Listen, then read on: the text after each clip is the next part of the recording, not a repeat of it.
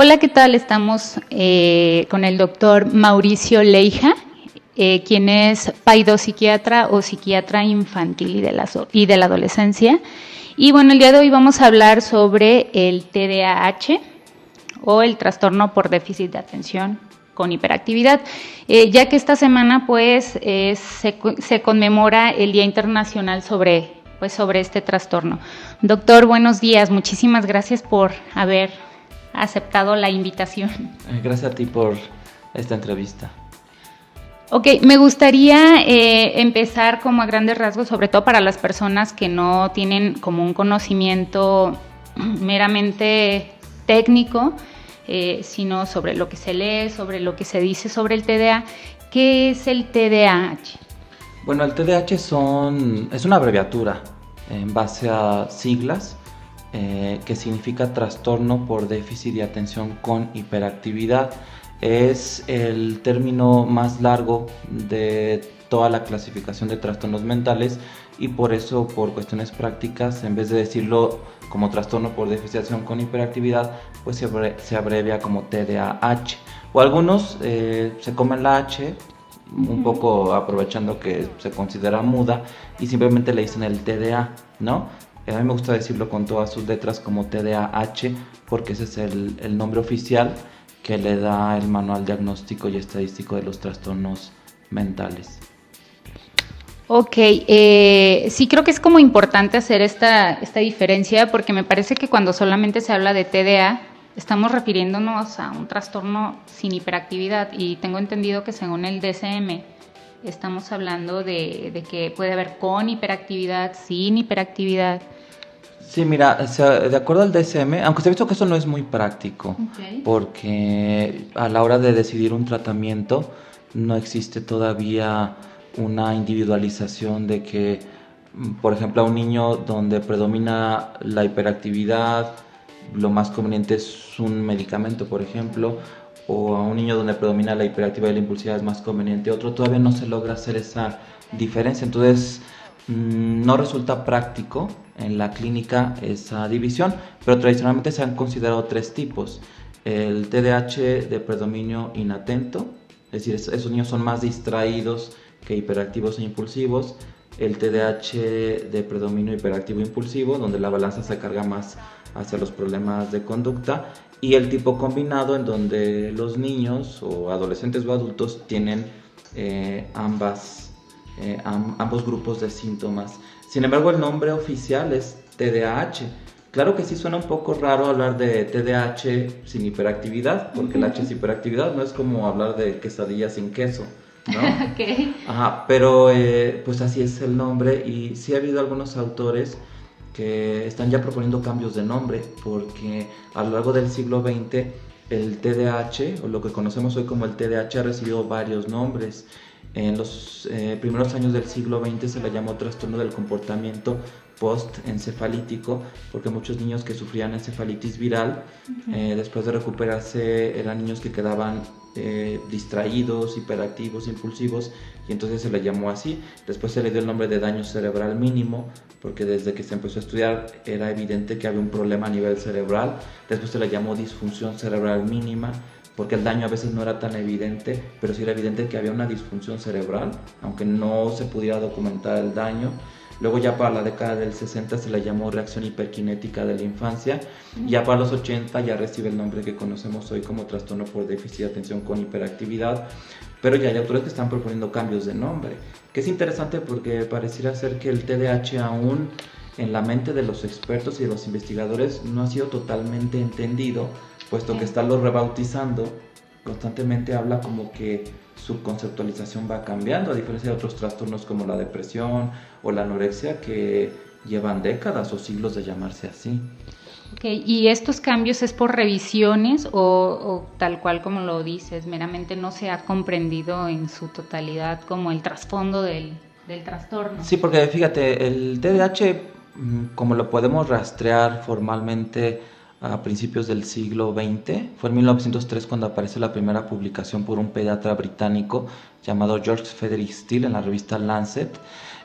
Se ha ido conceptualizando en la medida en que se va entendiendo tanto su manera de expresarse como su origen o sus causas. Como al principio se veía en niños que habían tenido encefalopatía o problemas a nivel cerebral, pues entonces por eso se le llamaba así, un problema del comportamiento después de una encefalitis, ¿no? Después se dieron cuenta que había también otros niños que, no sé, por sufrir un golpe muy fuerte en la cabeza o tener hipoxia neonatal, que es cuando hay problemas en el parto y el niño nace con falta de oxígeno y que ahí sabemos que hay una lesión en el cerebro. Se dieron cuenta que esos casos se parecían a los niños que habían tenido encefalitis viral a principios del siglo XX. Entonces empiezan a cambiar el nombre para abarcar a más casos. Y así se van. En la década del 60, cuando dominaba mucho el psicoanálisis, pensaban que toda la conducta siempre era una reacción a algo del ambiente, ¿no? Y por eso es que se le llama reacción hiperkinética de la infancia. Quiere decir que se creía que el niño se movía de más porque estaba reaccionando a algo.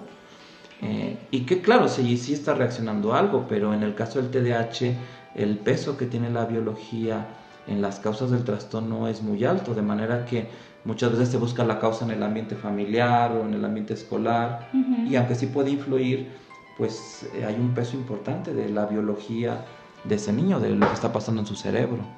¿Cómo sería este peso o la biología tal cual como, digo, acabas de comentar que influye mucho, ¿no? Por ejemplo, de pronto para los diagnósticos, o sea, como una persona que no tiene nociones o conocimientos de los orígenes, de las bases biológicas, puede hacer este tipo de conjeturas o de inferencias sobre un niño si tiene o no tiene TDAH. Fíjate que un concepto que ayuda a entender el TDAH y otros trastornos mentales es el hecho de que se puede llegar a un mismo punto a través de diferentes caminos. De hecho, digamos, por citar un ejemplo de otro problema, digamos la bulimia nerviosa. Cuando Gerald Russell en el 79 describe la bulimia nerviosa, él dice, hay muchos caminos o muchas formas de llegar a la bulimia. Él estaba describiendo en ese entonces un tipo de bulimia que venía de la anorexia. Él tenía una serie de casos de pacientes que habían sido anoréxicas y que después habían desarrollado bulimia. Pero él también veía casos que no venían de la anorexia, que venían de una depresión, o venían de la nada, o de un trastorno de personalidad, ¿no? Y eso se ha visto que se aplica para todos los trastornos mentales. En el caso del TDAH puede haber muchas formas de llegar a desarrollar el trastorno. A veces puede ser por genética. El peso de la heredabilidad es muy alto, más que en otros trastornos mentales.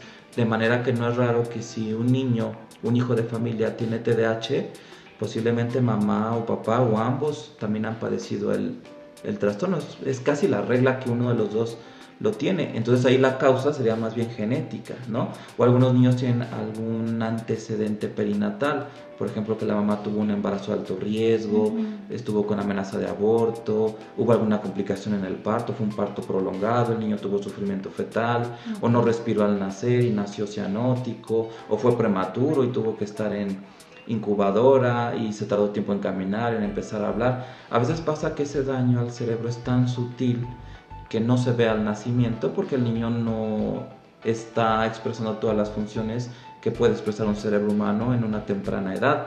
Pero conforme el niño empieza a entrar a preescolar o incluso desde guardería o ya en la primaria, ya se empieza a hacer evidente que hay algunas funciones del cerebro que no están trabajando al 100%, como las funciones que tienen que ver con el autocontrol, con el freno o con la capacidad para poner atención.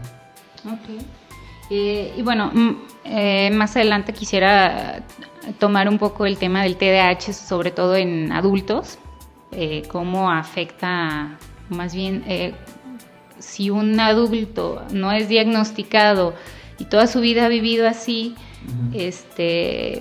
sí me gustaría como hablar sobre eso en cuestión de cómo puede relacionarse o afectar a sus hijos. Pero bueno, ahorita me gustaría platicar un poco sobre los síntomas del TDAH infantil o del TDAH.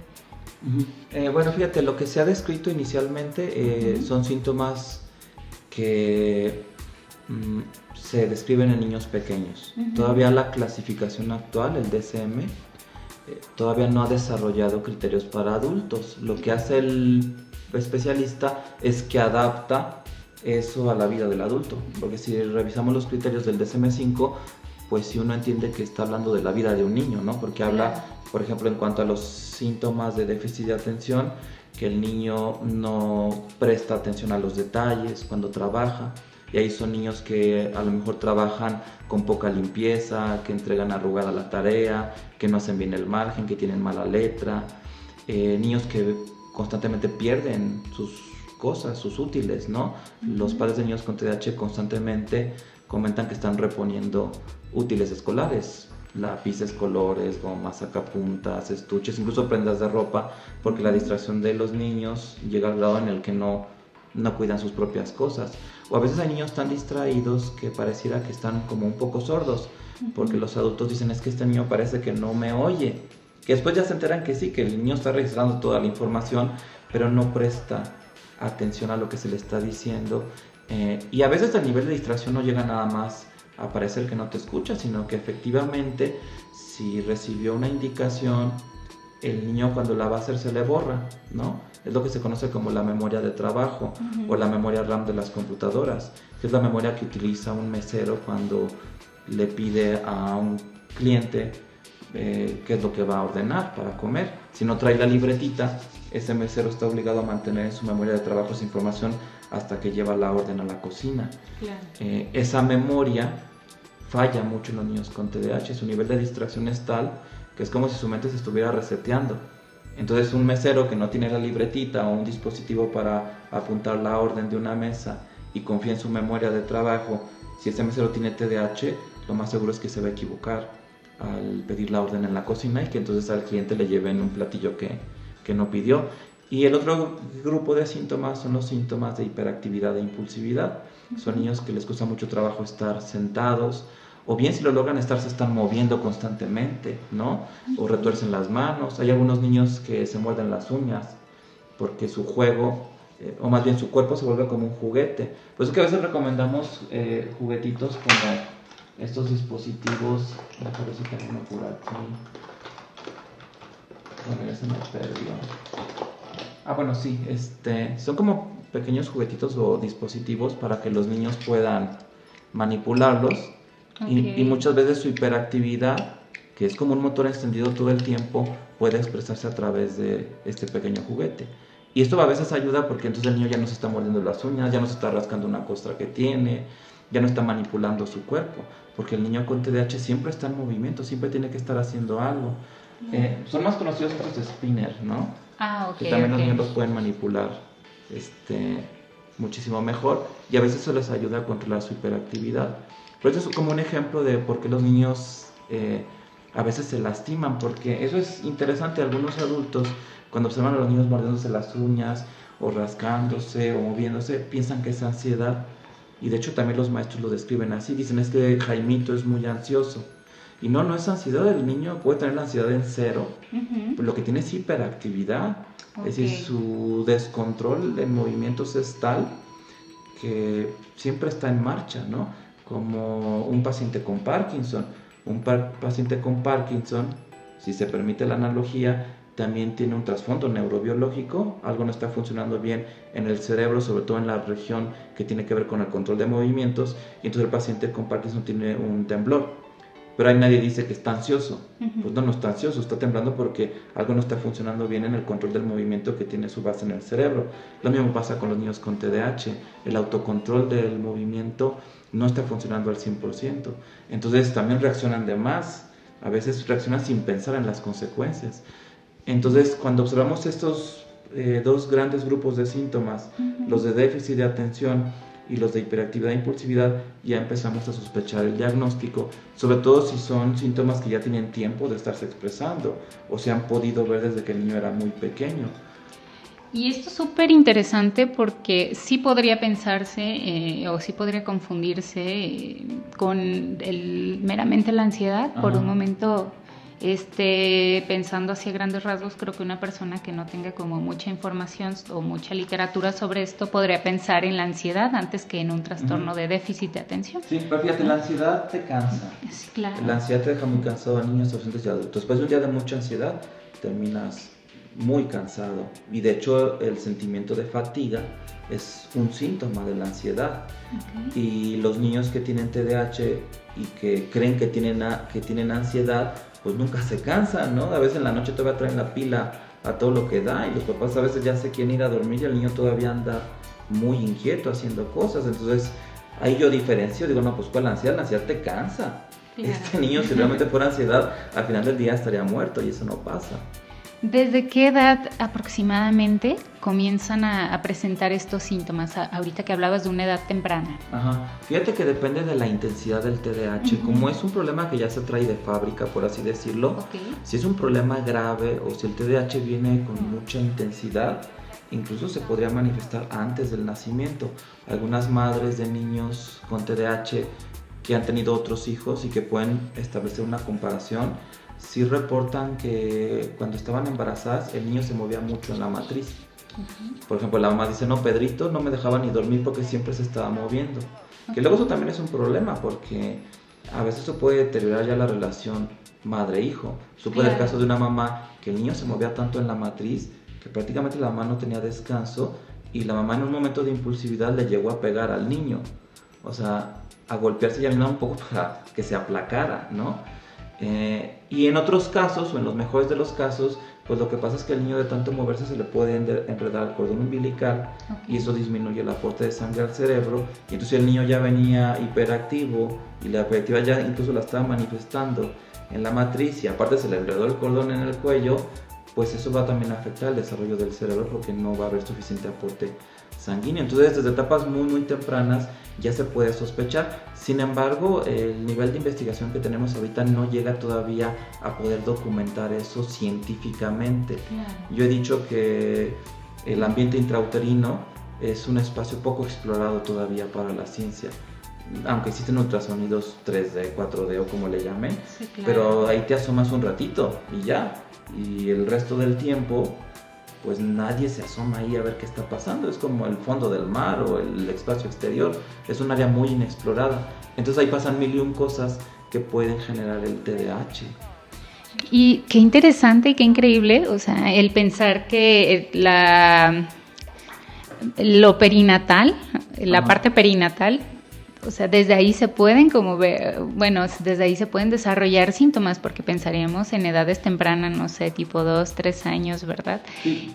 Bueno, cuando los niños son muy pequeños, a veces lo que se alcanza a ver es lo que los especialistas llaman un temperamento difícil y un carácter inflexible y explosivo.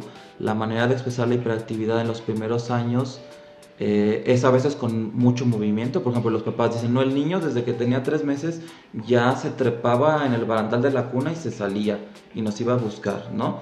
Y que nuevamente familias que han tenido varios hijos lo comparan, dicen, no, pero en cambio Luisito pues era un niño muy tranquilo. Los niños con TDAH también tienen problemas para dormir. Su manera de expresar su hiperactividad en el primer año de vida es con dificultades para conciliar el sueño.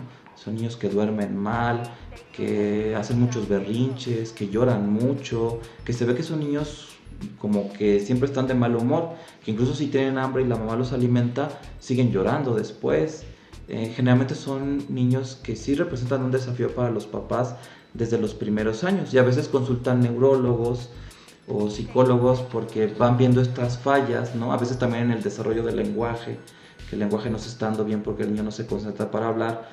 Pero lo que viene siendo típico o lo frecuente es que hasta que el niño ya entra a guardería, preescolar o primaria, ya se empieza a hacer ya más evidente el trastorno ya como lo conocemos.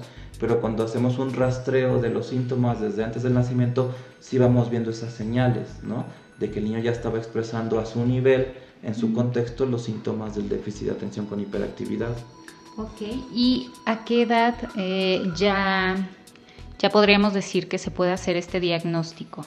Fíjate, hay un mito. Yo he escuchado decir incluso a especialistas que no se puede hacer el diagnóstico antes de los 6 o antes de los 7 años. Eso es falso. El TDAH, como cualquier cuestión de salud, se puede identificar a cualquier edad.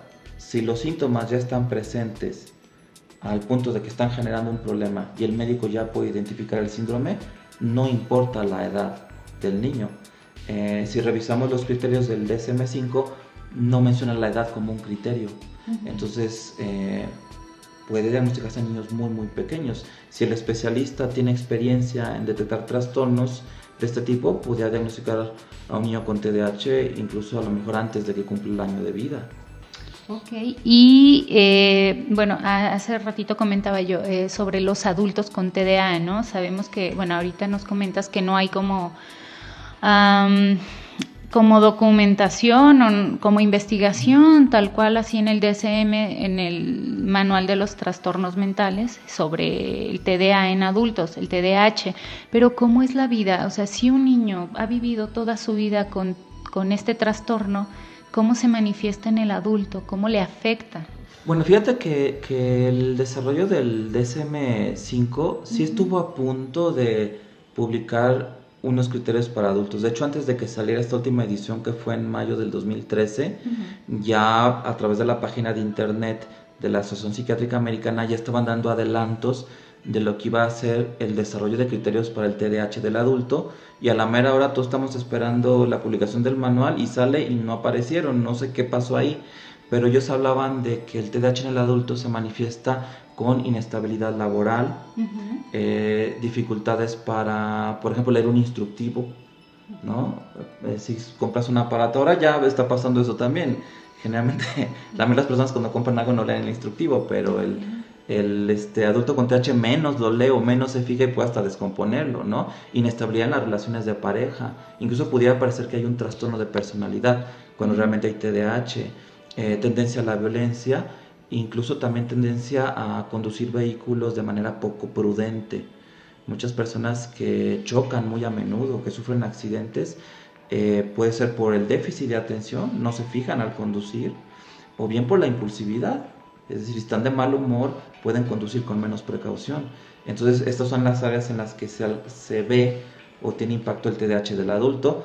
Además de que un adulto que tiene TDAH, pues también lo tuvo de niño y ya trae arrastrando, pues, fracaso escolar, problemas de autoestima. Porque al final del día, un niño con TDAH acumula más regaños, más comentarios negativos sobre su persona, sobre su conducta. Y entonces, con el paso de los años, pues se le va llenando el costal de piedritas, ¿no? Y entonces el niño llega a un momento donde dice: yo no soy bueno para la escuela, yo soy una mala persona, yo no me sé comportar adecuadamente. Y entonces el niño llega a la adolescencia ya con muchas etiquetas negativas y finalmente eso va moldeando su personalidad. Yo siempre he dicho que la vida de un niño con TDAH es el doble o el triple o el cuádruple de difícil que la de un niño que no tiene esta condición. Les cuesta más trabajo estudiar, les cuesta más trabajo controlar su conducta, les cuesta más trabajo frenarse cuando van a hacer una travesura, y entonces constantemente están siendo bombardeados de comentarios negativos y eso va afectando su salud mental. Por eso es que un TDAH que no se trata, al final de la infancia y al inicio de la adolescencia, ya trae síntomas de depresión, síntomas de ansiedad, datos de un trastorno negativista desafiante, porque todo eso vienen a ser como las ramitas del árbol, ¿no? Claro. Que siguió creciendo cuando el tronco era el TDAH.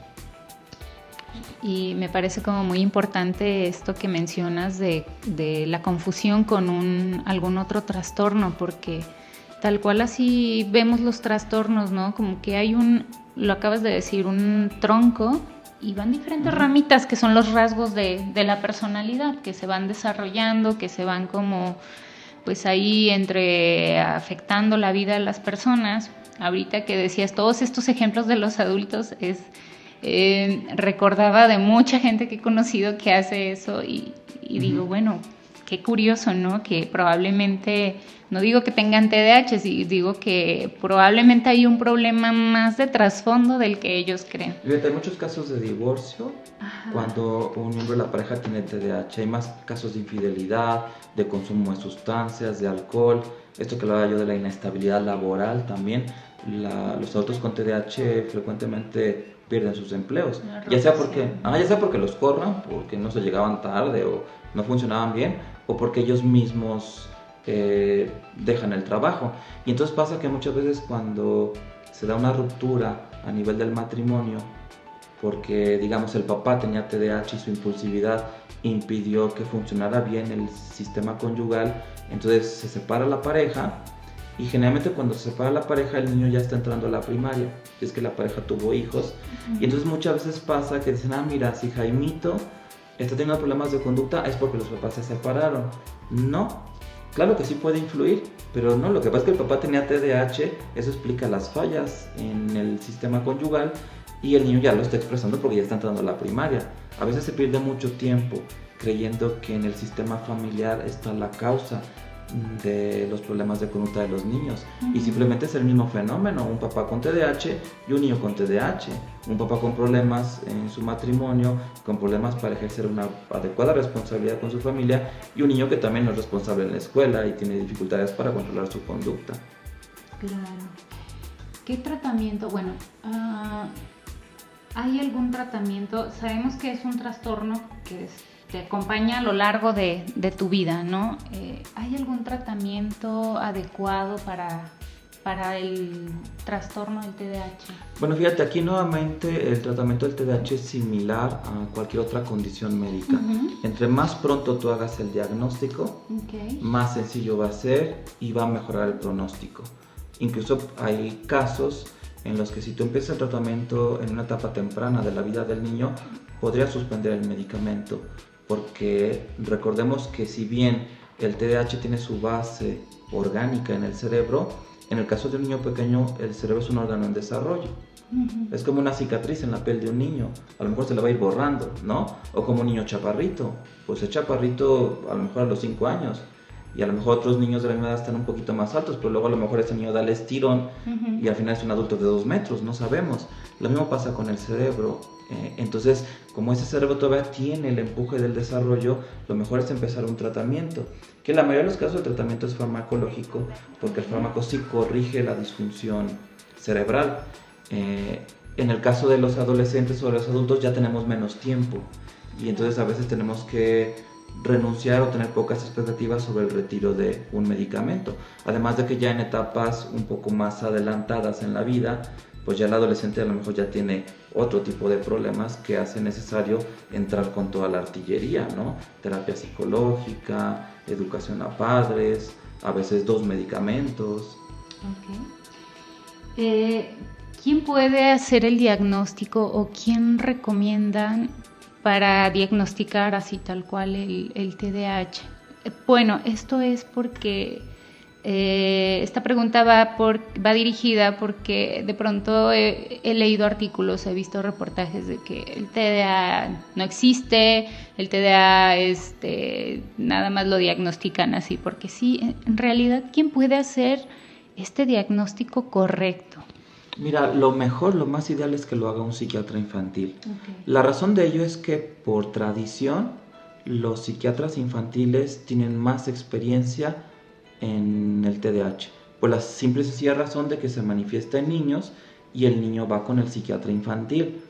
Eso sería lo más ideal. Sin embargo, sabemos que en muchos lugares el ambiente más ideal no existe, ¿no?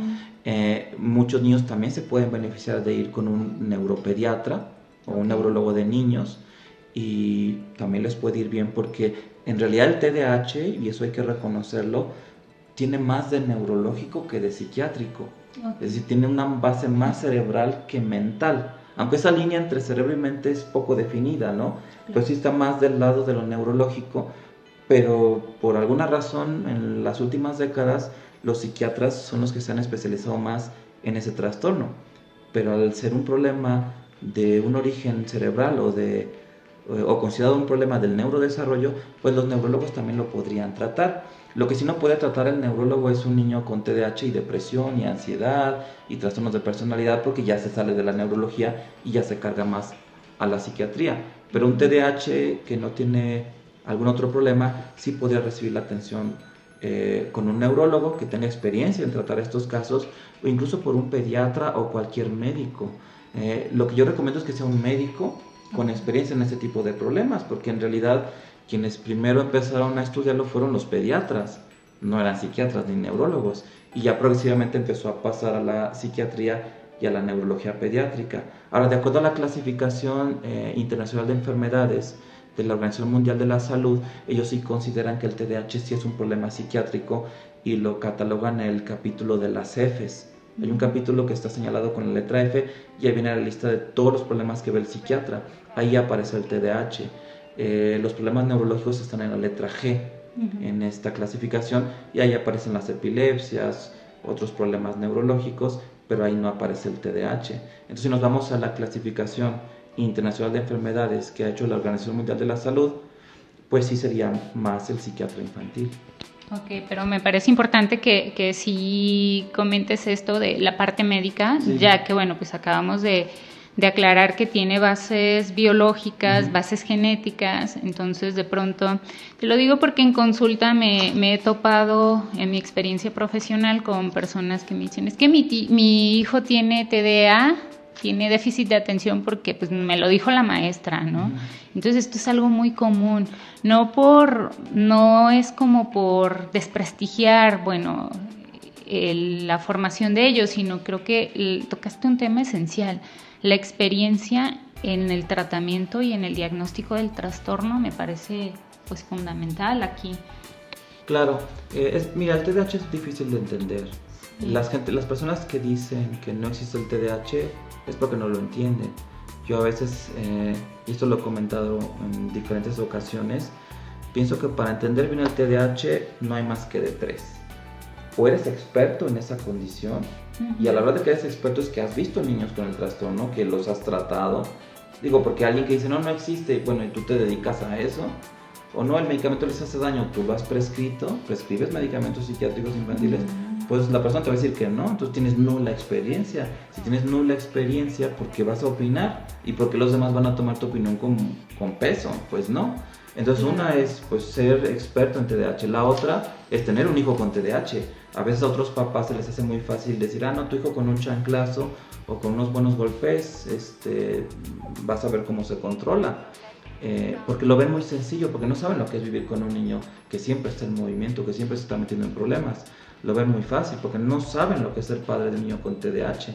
Entonces también la segunda manera de entender el TDAH es tú ser padre de un niño con TDAH y vivirlo en tu casa día con día, cosa que otros no pueden entender. Y la tercera opción es tú padecerlo, tú tener TDAH. Si tú tienes TDAH, pues va a estar muy difícil que digas que no existe, si lo padeces día con día, si eres distraído, si eres impulsivo, si te metes en mil y en un problemas, pues claro que no vas a decir que no existe. Hola a todos, ¿cómo están? Quiero invitarlos a escucharnos en la siguiente sesión de Para Ti, que es nuestro podcast, en donde estaremos hablando sobre el TDAH. Y bueno, pues tuve la fortuna de conversar con un experto en la materia, quien es el doctor Mauricio Leija, quien por cierto acaba de participar en un congreso en Barcelona en donde se abordó el tema del TDAH. Entonces, si tú tienes hijos con TDAH, si eres un padre de familia interesado en el tema, eres algún profesionista también que quiera saber un poco más, pues te invito a escucharnos. Próximamente estaré subiendo las ligas. Es una plática muy enriquecedora, muy rica, y pues espero que la puedan disfrutar. Pasa el dato. En la vida te pueden pasar muchas cosas. Existen temas desconocidos o conocidos, y aunque tenemos toda la información al alcance de la mano, quiero llevarla hasta ti de la voz de expertos y conocedores y gente que dice saber. Bienestar, salud, psicología, hábitos, educación, cultura y tantos temas de qué hablar. Todo lo que quieras saber y lo que no. Acompáñame los próximos minutos a compartir información y generar conocimiento para lo cotidiano de tu vida. Soy Diana Maldonado y este programa es para ti. Sí hemos pensado que los niños son como incomprendidos en este sentido, de que es un niño malcriado, es un niño grosero, y mencionaste esto de los golpes, ¿no? De que es que te pareces a tu papá o te pareces a tu mamá, pero realmente, o sea, puede que hasta haya esa distinción de algún otro familiar de las bases de, oye, pues se parece a su papá y era igual de tremendo. Pero no hay como esta conceptualización y sobre todo como esta concientización sobre lo que es, ¿no? Entonces son niños que viven maltratados, golpeados, ya lo mencionabas, que van desarrollando pues su autoestima pero en forma inversa, o sea, en lugar de tener una buena autoestima, pues tienen una autoestima muy baja. Y ahorita estaba pensando justamente, iba a preguntarte, oye, pues empeoran los síntomas, pues me queda claro que que sí, en el sentido de cómo se impacta socialmente en ellos, ¿no? Sí, si un niño sin tratamiento tiene más riesgo de consumo de sustancias. Que es curioso porque a veces los padres no quieren medicar a los niños por temor a que se hagan adictos a la medicina.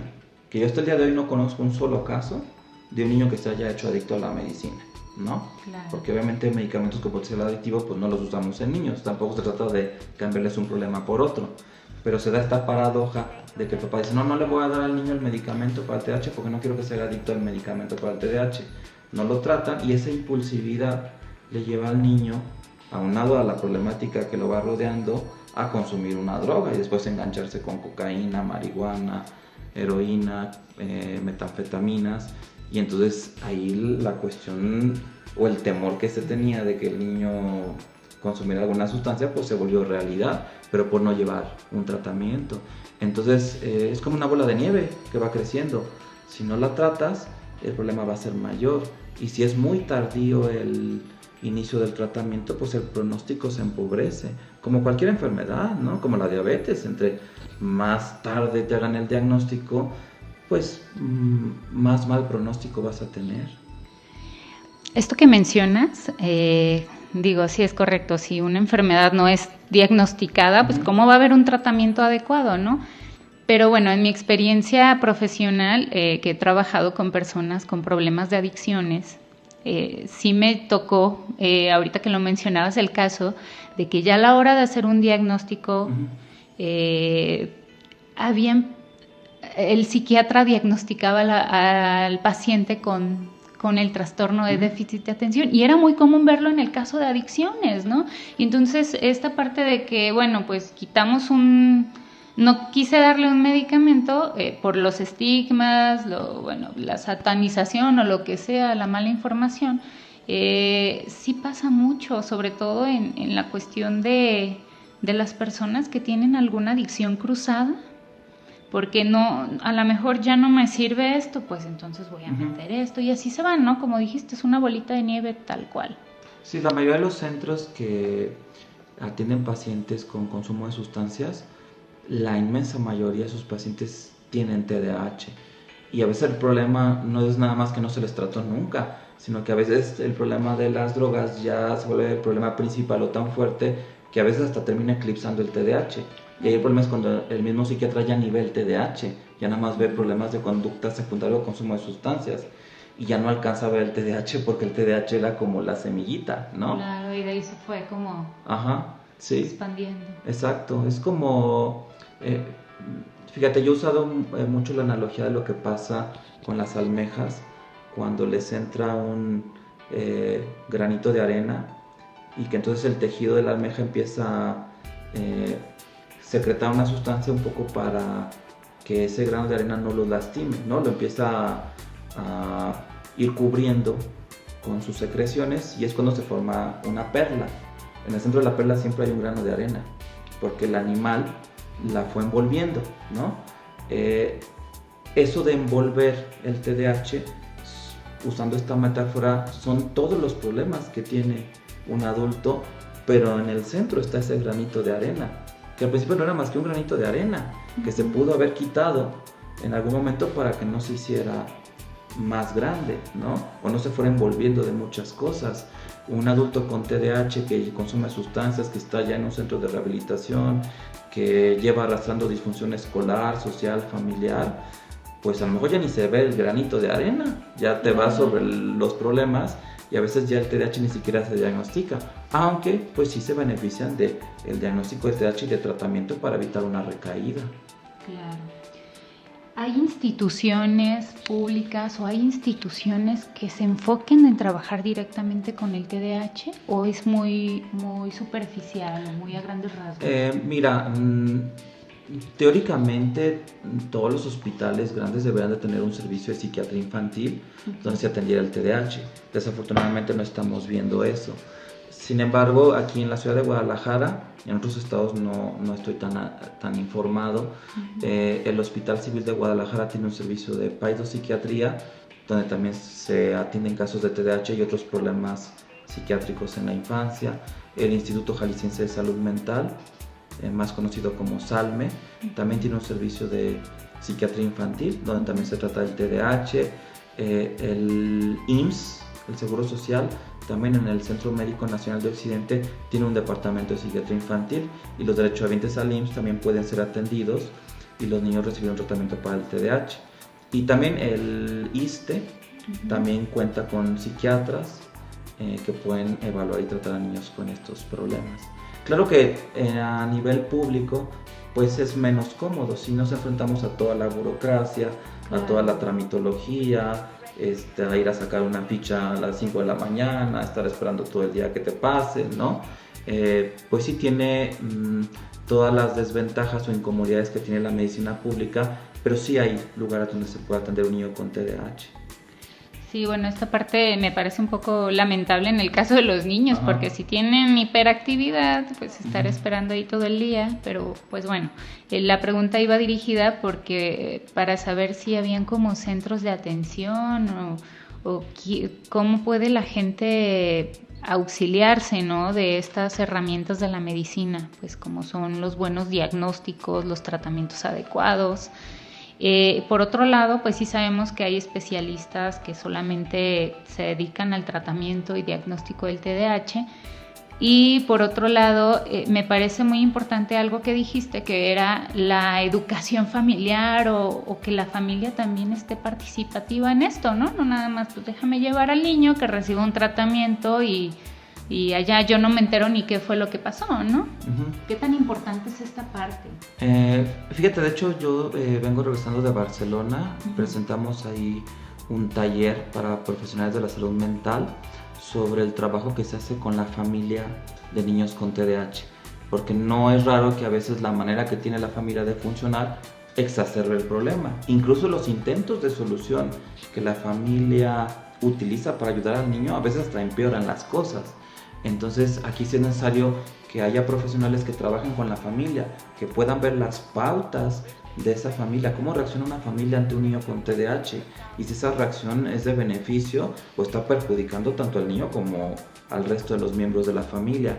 De hecho, la Academia Americana de Psiquiatría Infantil y de la Adolescencia recomienda que cualquier niño que acuda por primera vez a un servicio de psiquiatría infantil debe recibir también una evaluación familiar, y eso por supuesto que aplica a los niños con TDAH.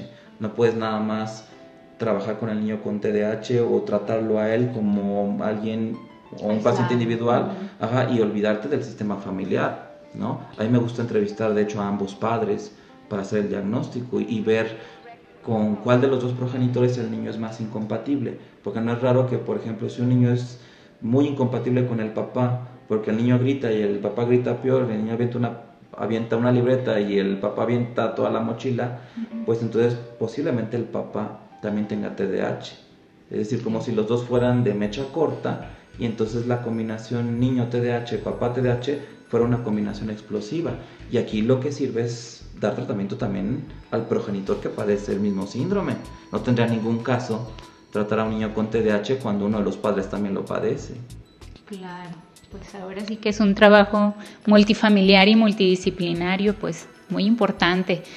Y bueno, pues para terminar, no sé, me gustaría abiertamente preguntarte algo que tú recomiendes o que tú quieras agregar sobre este trastorno que ya habíamos comentado, tan incomprendido, tan tomado muy a la ligera también por la misma sociedad, ¿no?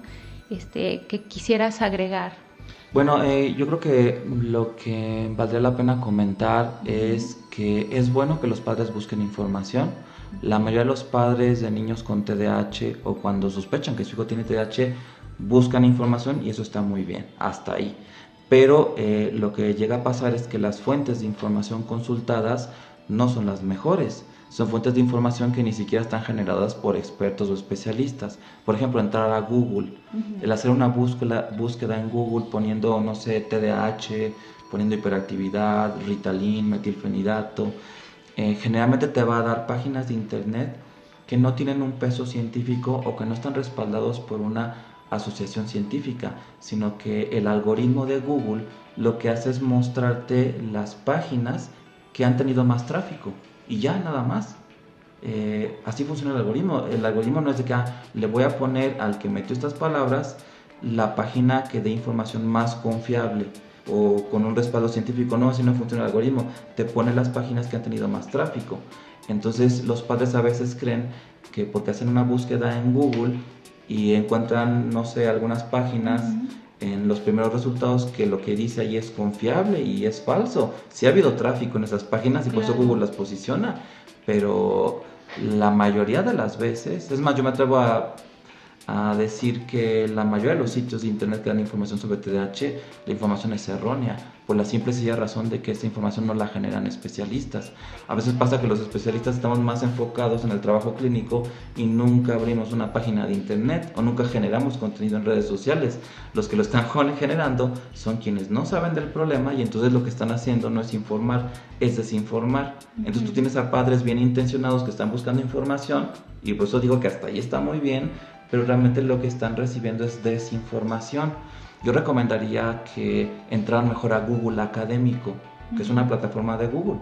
Tú entras así, pones Google Académico en el buscador, te lleva a la página de Google Académico y ahí metes tus palabras clave, y ahí sí sabes que el algoritmo ya es distinto, que el algoritmo te va a jalar documentos científicos con un respaldo fundamentado en la investigación, o entrar a plataformas de asociaciones o de hospitales que se dedican a divulgar información, ¿no? Como la Clínica Mayo tiene un sitio de internet donde uno puede buscar sobre trastornos y recibir información confiable, y también hay una página que es Medline Plus, que es de la Biblioteca Nacional de Medicina de Estados Unidos, que está abierta al público y que da información valiosa y de interés para cualquier usuario. Okay. Pues muchísimas gracias por tu tiempo, sobre todo por todas estas explicaciones que creo que a muchos, tanto como padres como profesionales, pues nos pueden funcionar, ¿no? En cierto modo, porque tú ya lo dijiste, o sea, la desinformación está a la orden del día, y si bien así tú googleas, no sé, cualquier trastorno, enfermedad, bueno, pues te aparecen cantidad de cosas que pues nada que ver, ¿no? Y a veces falta, ni siquiera tendrías que ser un experto para darte cuenta de que a veces la fuente ni siquiera es viable, ¿no? Páginas así como que ni al caso. La cuestión es que a veces la gente no toma mucho en cuenta eso. Por eso, como tú dices, padres bien intencionados, pero pues hasta ahí. Sí me parecería a mí como lo más idóneo consultar a un experto ya tal cual en consulta, si están sospechando de algún trastorno como este, que es el déficit de atención, ¿verdad? Sí. Pues muchas gracias, bueno, Mauricio. Muchas gracias por esta entrevista. Y hasta la próxima. Regálame tus comentarios, dudas y sugerencias. Gracias por tu tiempo. Nos escuchamos la próxima sesión. Soy Diana Maldonado y este programa es para ti.